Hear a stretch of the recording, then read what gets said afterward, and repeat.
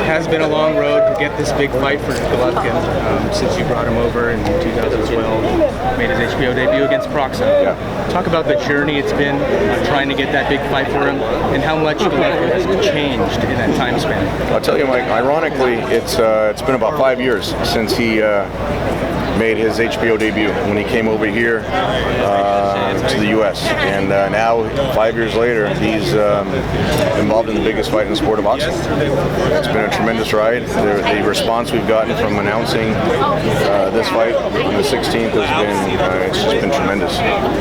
Starting in London and New York, and now you see here, look at all the media here in L.A. It's a tremendous event, and this is really what the goal has been since we signed to work with him. And all those fights building up his fan base. This is what we were working towards. And has Gennady changed at all since then? Have you seen that progression of him as a person? Just in the ring. He hasn't changed outside the ring. Inside the ring, he just keeps knocking guys out.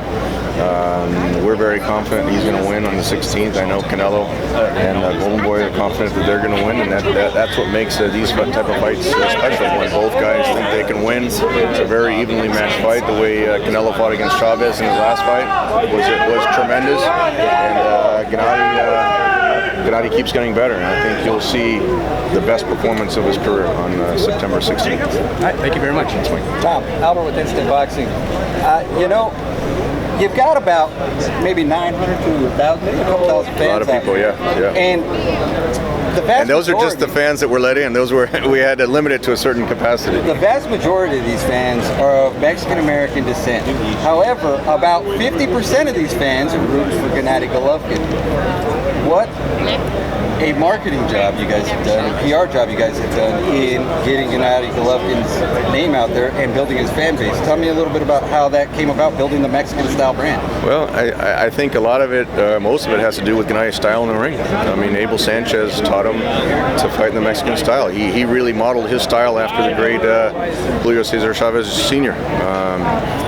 Constant pressure, left hooks to the body, always exciting in the ring.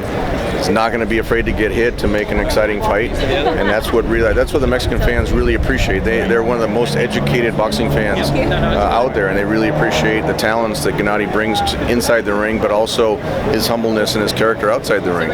Canelo has a tremendous amount of fans, and this is one of those fights where both guys bring a lot of fans, a lot of marketability with them, but the event itself becomes bigger than the two individuals themselves. Do you think the embrace of the Mexican fans gets under Canelo and Oscar's skin a little bit?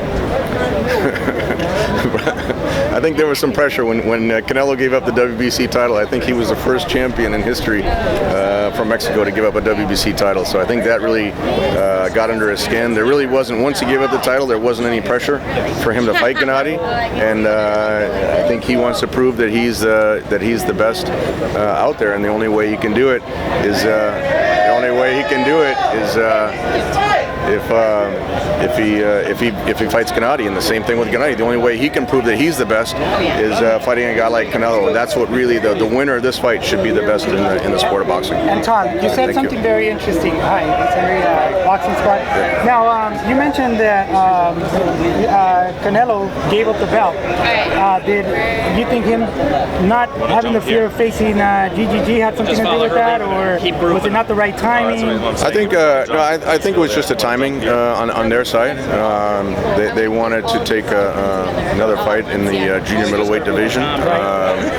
Gennady wanted the fight as soon as possible. I'm sure Canelo, as a boxer, would have wanted the fight as well as soon as possible. But you see, waiting a year, the fight has taken on a life of its own. It's a much bigger fight now. Gennady, fought Brooke in England, and then he beat Danny Jacobs in the Garden. Yeah. Canelo beat Chavez in his last fight. Did it very successful on pay-per-view, and I think now you see the result of that. It's been a huge response for the fight. There was some criticism from some fans, tough fans, that mentioned that GGG had a tough time with his last opponent. What do you have to say about that? I think anyone that thinks Gennady was exposed in his last two fights will watch the best they've seen Gennady Golovkin on September 16th. Awesome. We're hoping to see Dynamite that night. Thank you. Tom, you're holding up my fight. All right, guys. He's going to answer questions.